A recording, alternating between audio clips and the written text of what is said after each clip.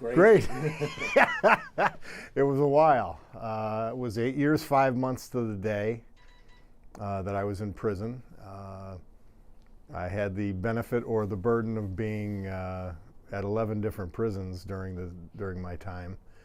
So I saw a lot of the Northeast and how prisoners are transported and all that kind of thing. I saw a lot of it. Ironic, you were overseeing the prison as part of your job Yes, as commissioner. Yes. What's a day like in prison? It's a battle against monotony.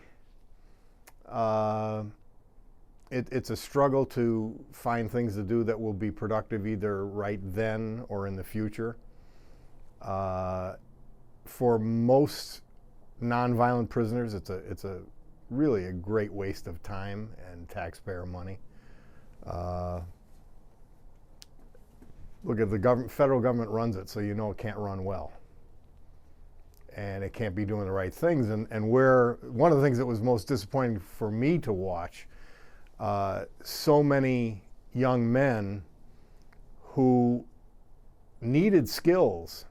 And just for example, one facility I was at, Fort Dix, you had an Army, a Navy, and an Air Force base right there.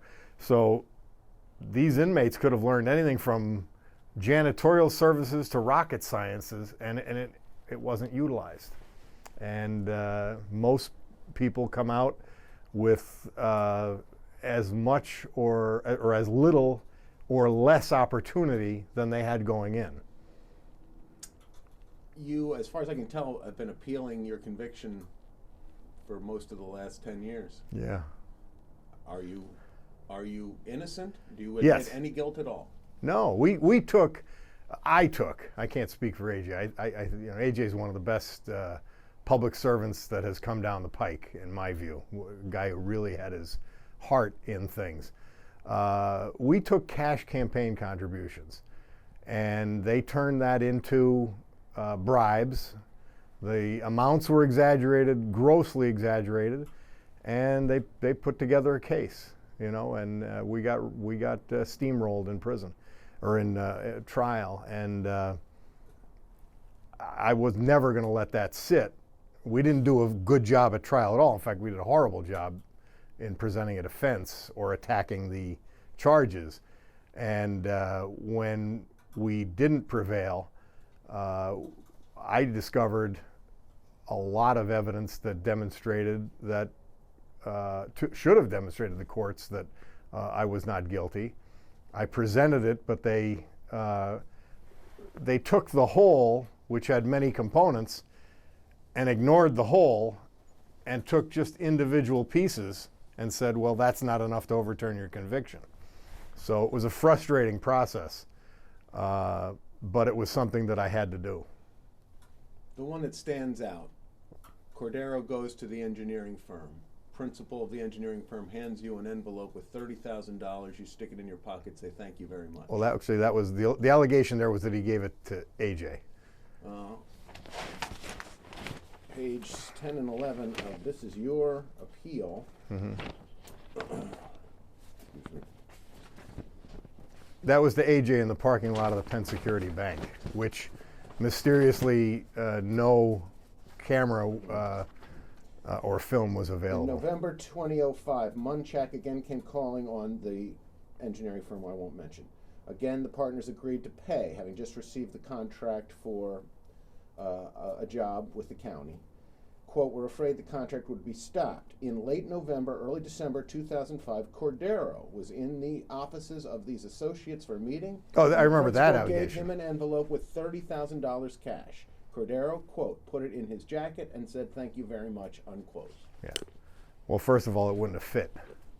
And second of all, I was with people during the every time I was at that firm. So, look at, we lost the trial. And I served the time. I look at it this way, Scott.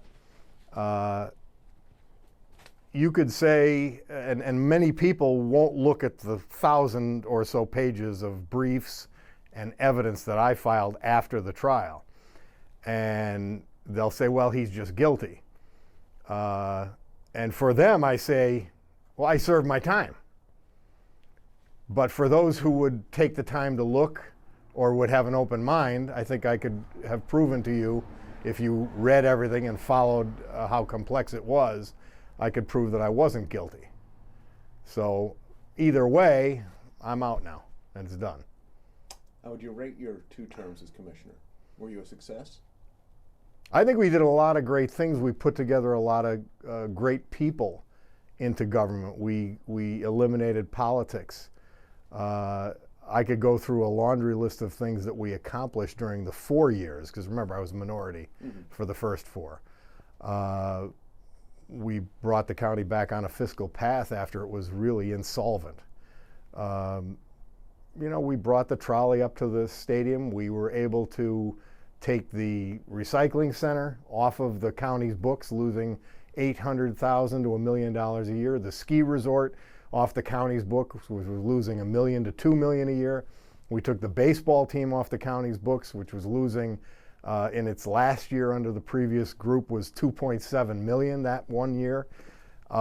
We turned a lot of things around financially and otherwise, and you know, I'm proud of what we did. I'm proud of what we did. It's a shame that the allegations, the trial, and the coverage, you know, covered over all of the things that the people in our administration accomplished. We had an administration that had half of our key positions were women. I mean, we did a lot of things. We initiated minority programs, outreach programs, and hired minorities. We did a lot of things, and I'm proud of what the team that we put together did. Yankees, a net success, feather in your cap? Well, it's not a feather in my cap. I mean, it's been beneficial to the area. There were management changes with the companies we dealt with and the Yankees themselves that changed things. So they changed direction. We thought we would have direct New York Yankee management of the team, not just as an affiliate. But I think it's been a positive for the area. I would have liked to have had the opportunity to build a miniature Yankee stadium up at that site, but I don't know why this went by the boards, but in order to buy the franchise, the Yankees and Mandalay were required to invest $150 million in real estate here. But for some reason, they were let off the hook for that responsibility, and they would have had a commitment to the area that went far beyond the team. And that went by the boards after we left office. And the Yankee Museum. The Yankee Museum, Yankee Hotel. Yankee Hotel. The arcade, the stores, the development all around Montage area and in Lackawanna County, we lost all that. And I don't know why. I mean, I wasn't in. I don't know what the decisions were or why they were let off of that hook when they exercised their option. Because it had 2 goals. One was that the team wouldn't ever leave, but the second was because they'd have more invested in the area which was focused on the team's success. But it would have been a new force in the area that was trying to make things better. It would have been important. Did you ever see The Trouble with Cali? I don't think I saw the whole thing. If you recall with that, the criticism from our opponents and the FBI investigation ended the opportunity to finish that movie properly. And I think at some point Paul Sorvino threw up his hands. But that was part of a broader effort as well. We had a commitment from the state for over $10 million to take the old Grumman plant, the Corning plant up in Benton Township, and turn that into a full-fledged movie studio.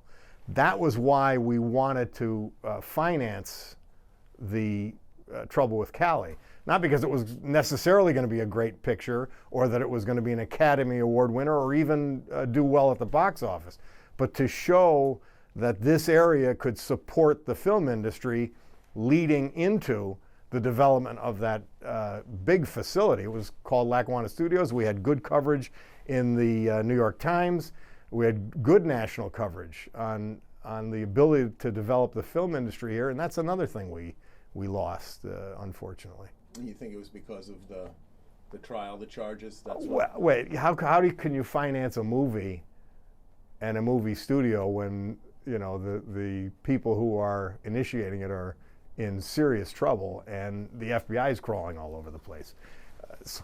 So unfortunately, and that was Paul's first movie effort, it got stunted, and what the public saw, which was heavily derided by many, from what I read, was an unfinished movie, which is sort of unfair, but the quality of the movie was not that important. One of the key components of it, and one of the reasons we got on board, is because the movie was set in New York City and filmed here. And we wanted to show that we could do not only rural settings, but we could do major city settings and be an alternative to places like Vancouver and Toronto. And we worked with Governor Rendell both for the funding for the studio development, but also to increase the tax credits for the movie industry. So it was a much broader effort than one small film. Is anything in that building up there in Benton Township? I think somebody's developed it for some type of manufacturing, but I'm not allowed to go up there. Is railroaded the right word to use when consider what happened to you? And I guess my question is, the federal government has why? The Why federal did government they come after Bob Cordaro? Why you? Because they could, and they'll do that to anybody. That's the danger. Go after anyone. They that's could go after exactly the right. commissioners now. Why won't they? Could pick who they want to pick. Look, they make a lot of decisions we've seen over the last 4 years from the top of the federal government to the bottom. They pick and choose, and they sometimes have an agenda. To me, it doesn't matter. I let that happen to me. The only thing I can fix is me. What mistakes did I make to allow that situation to develop, get out of hand, and send me to prison for 8.5 years? That's all I can fix. That's all I can look at and do better. But so many of my friends and people that I know and people I know of had so much tragedy during my time away and during the time of this prosecution, this roughly 10-year, 11-year period. And they could do nothing about it. And so, to look at my little situation and say, wring my hands and worry about it. First of all, you got to move on. You got to deal. You're in prison. You can't be wringing your hands. There's people in there who are also not guilty and feel they're not guilty. You got to deal with what is, not with what you want to be. And I tried to do that. I don't want to dwell on it. I really don't. Just one Well, it's sort of important. You made a big deal at the trial of saying that you had adopted a cash existence, that you Yes.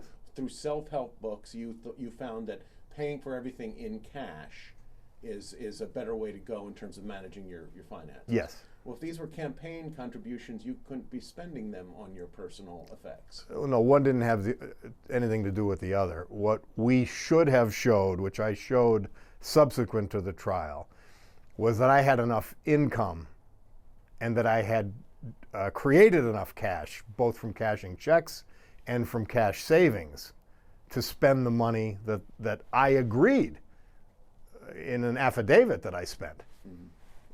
I made more than enough, actually. So we didn't present it at trial for some odd reason, but we didn't do much at trial in our defense. In fact, if you may recall, my attorney made the decision that morning, since we hadn't done any preparation, that he wouldn't ask me any questions. So we had a lot of oddities about that. You were dissatisfied with Mr. Kostopoulos. It was a very, very poor job, and they were unprepared and thought they could wing it, or just thought I was guilty, and why make the effort? I don't know, what the thinking was there. I never really got an answer on that. But look at tough things happen to people in life. This is certainly not the toughest I've seen. Have you had any communication with AJ? No, we're really not allowed to. but he's kept in touch with my mother, so I hear from him. And I tell him, he says, I can't talk to Bob. And I said, I don't want to talk to him anyway. But he's doing well. He's had some health issues. He's a little bit older now. But yeah, AJ's just a good man. Good man. What are you going to do now? Well, I might try to go into broadcasting. That's one of the things I've thought about and planned for. I have another number of business ideas that I want to pursue, which I can't right now because I'm on home confinement. So some things may have to wait until July or thereafter, and some things I may be able to take advantage of. I haven't been able to take any of the job offers that have been made to me from a number of good people who reached out to me when I got out of prison because they don't conform with the home confinement rules. So I'm treading water until now, and hopefully some things will happen shortly. But if not, certainly after July. Have any of the commissioners, office holders, since you left, anyone ever reach out to you, ask a question? Sure. Yes. Yes. What do you think of the current Board of Commissioners? They haven't really done much yet. I mean, they haven't had an opportunity, and then they got hit by COVID. So and I've made a practice of not commenting on that kind of thing. I certainly wish them well. I mean, our area depends a lot on good governance. I think I'm not much in favor. In fact, I'm against the Luzerne County Council system. I think you should have people who are responsible and answerable for what a county does and what a government does. But I'm sure they'll be fine. Anything I missed? Anything else you want to say?